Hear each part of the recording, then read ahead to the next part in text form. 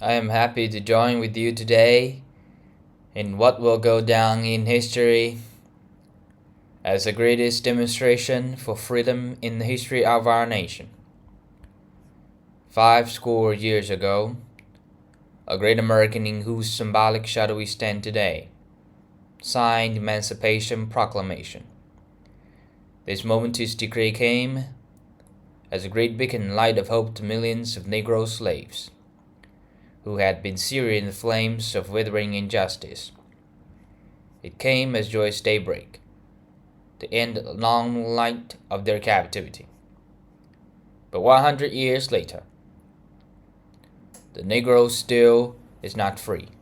100 years later, the life of the Negro is still sadly crippled by the manacles of segregation and the chains of discrimination. 100 years later, the Negro lives on a lonely island of poverty, in the midst of a vast ocean of material prosperity. 100 years later, the Negro is still languished in the corners of American society and finds himself in exile in his own land. And so I've come here today to dramatize a shameful condition. In a sense, we've come to our nation's capital to cash a check when the architects of a republic wrote the magnificent words of the Constitution and Declaration of Independence. They were signing a promissory note to which every American was to full heir. This note was a promise that all men, yes, black men as well as white men, would be guaranteed the unalienable rights of life, liberty, and the pursuit of happiness. It is obvious today that America is defaulting on this promissory note insofar as her citizens of color are concerned.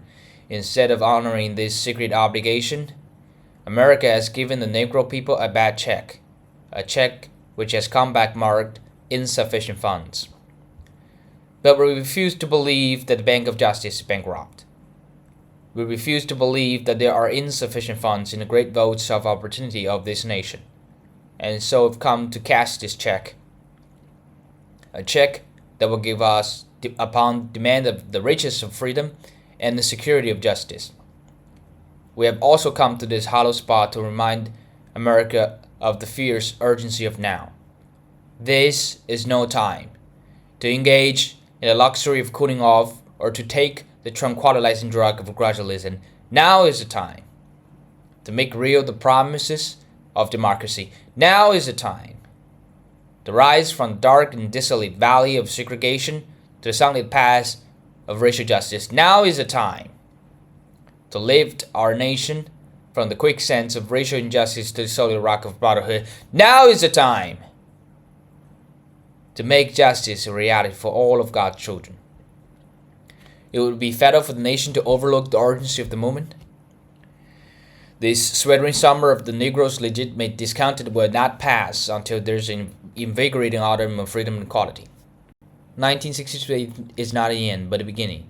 And those who hope that the Negro needed to blow off steam will now be content will have a rude awakening if the nation returns to business as usual.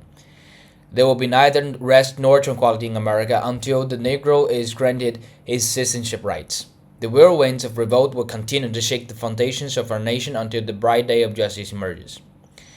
But there is something that I must say to my people, who stand on the warm threshold which leads into the palace of justice in the process of gaining our rightful place. We must not be guilty of wrongful deeds. Let us not seek to satisfy our thirst for freedom by drinking from the cup of bitterness and hatred. We must forever conduct our struggle on high plane of dignity and discipline. We must not allow our creative protest to degenerate into physical violence again and again. We must rise to the majestic heights of meeting physical force with soul force. The marvelous new militancy which has engulfed the Negro community must not lead us to a distrust of all white people. For many of our white brothers, as evidenced by their presence here today, have come to realize that their destiny is tied up with our destiny. And they have come to realize that their freedom is inextricably bound to our freedom. We cannot walk alone. And as we walk, we must make the pledge that we shall always march ahead. We cannot turn back. There are those who are asking the votes of civil rights. When will you be satisfied? We can never be satisfied as long as the Negro is the victim of the unspeakable horrors of police brutality. We can never be satisfied as long as our bodies, heavy with the fatigue of travel, cannot gain lodging in the motels of the highways and hotels of the cities. We cannot be satisfied as long as the Negro's basic mobility is from a smaller ghetto to a larger one. We can never be satisfied as long as our children are stripped of their selfhood and robbed of their dignity by signs stating for whites only. We cannot be satisfied as long as a Negro in Mississippi cannot vote and a Negro believes he has nothing for which to vote. No, we are not satisfied, and we will never be satisfied until justice rolls down like waters and righteousness like a mighty spring. I am not unmindful that some of you have come here out of great trials and tribulations. Some of you have come here fresh from narrow jail cells. Some of you have come from areas where your quest for freedom left you battered by the storms of persecution and staggered by the winds of police brutality. You have been the veterans of creative suffering. Continue to work with the faith that unearned suffering is redemptive. Go back to Mississippi. Go back to Alabama. Go back to South Carolina. Go back to Georgia. Go back to Louisiana. Go back to the slums and ghettos of northern cities, knowing that somehow this situation can and will be changed. Let us not wallow in the valley of despair. I say to you today, my friends, and so even though we face the difficulties of today and tomorrow, I still have a dream. It is a dream deeply rooted in American dream. I have a dream that one day this nation will rise up and live out the true meaning of its creed. We hold these truths to be self-evident that all men are created equal. I have a dream that one day on the red hills of Georgia, the sons of former slaves and sons of former slave owners will be able to sit down together at the table of brotherhood. I have a dream that one day, even the state of Mississippi, a state sweltering with the heat of injustice, sweltering with the heat of oppression, will be transformed into an oasis of freedom and justice. I have a dream that my 40 children will one day live in a nation where they will not be judged by the color of their skin, but by the content of their character. I have a dream today. I have a dream that one day, down in Alabama, with his vicious racists, with his governor having his lips dripping with the words of interposition and nullification, one day right there in Alabama, little black boys and black girls will be able to join hands with little white boys and white girls as sisters and brothers. I have a dream today.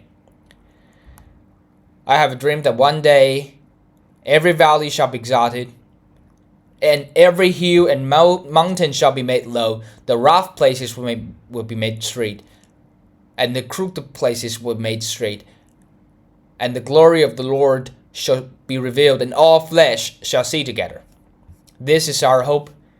This is the faith that I go back to South with. With this faith, we'll be able to hew out the mountain of despair, a stone of hope.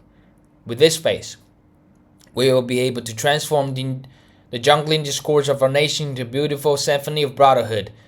With this faith, we will be able to work together, to pray together, to struggle together, to go to jail together, to stand up for freedom together, knowing that we will be free one day. This will be the day.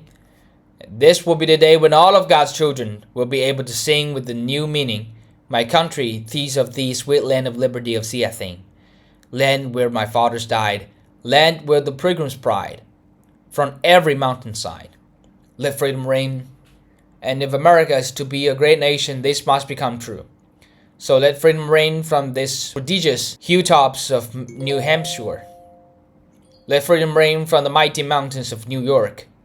Let freedom reign from the heightening legiones of Pennsylvania. Let freedom reign from the snow-capped Rockies of Colorado. Let freedom reign from the courageous slopes of California. But not only that, let freedom reign from the Stone Mountain of Georgia. Let freedom reign from the Lookout Mountain of Tennessee. Let freedom reign from every hill and molehill of Mississippi, from every mountainside. Let freedom reign. And when this happens, when we allow freedom reign, when we let it reign from every village and every hamlet, from every state and every city, we will be able to speed up that day, when all of God's children, black men and white men, Jews and Gentiles, Protestants and Catholics, will be able to join hands and sing in the words of the old Negro spiritual. Free at last, free at last. Thank God Almighty we are free at last.